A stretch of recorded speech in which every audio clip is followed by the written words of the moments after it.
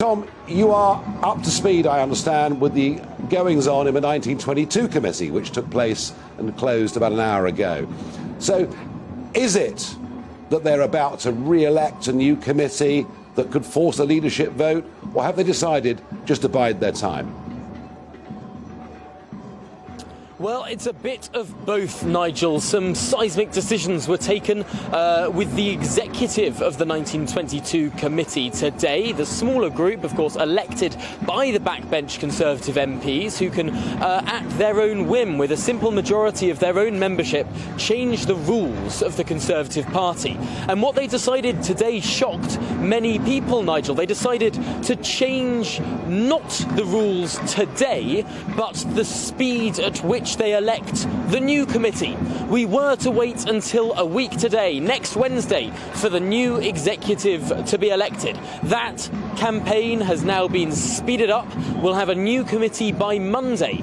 But because those elections are underway, nominations opened today amongst Conservative MPs, because that process is taking place today, now they think it's wrong to change those rules while the elections are going on. So the soonest the rules will be changed with regard to forcing another vote of no confidence, with regard to the parliamentary party getting rid of their party leader, that cannot happen now until Monday at the earliest. I have to say, it's incredibly likely that on Monday that rule will be changed if the Prime Minister is not gone by then. So now the power has shifted from the building behind me to the building where Darren is. The power rests in the influence of those cabinet ministers and others who are visiting the Prime Minister this evening.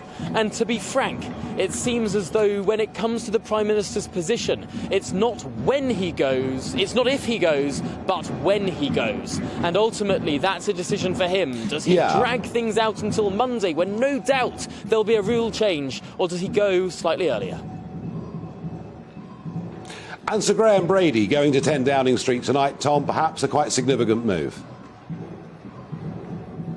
Certainly. Sir Graham apparently, reportedly, going with word of just how many letters he may well have received. The Prime Minister's spokesman was telling me earlier today that the Prime Minister believes he has the confidence of the majority of his party, despite the number of resignations that we had seen even at that point after Prime Minister's questions. But it's fairly clear that the Prime Minister does not have the confidence of the majority of his party. Were there to be a leadership ballot amongst the parliamentary party, the Prime Minister would likely lose it. And perhaps that is the message that Sir Graham Brady, the keeper of the letters, is going to tell Boris Johnson now. And I suppose the question is, who is the most influential person in all of these meetings that the Prime Minister is having this hour and no doubt over the next hours too? Will it be the Chief Whip, who apparently has turned against the Prime Minister, Chris Heaton-Harris, appointed only recently to that position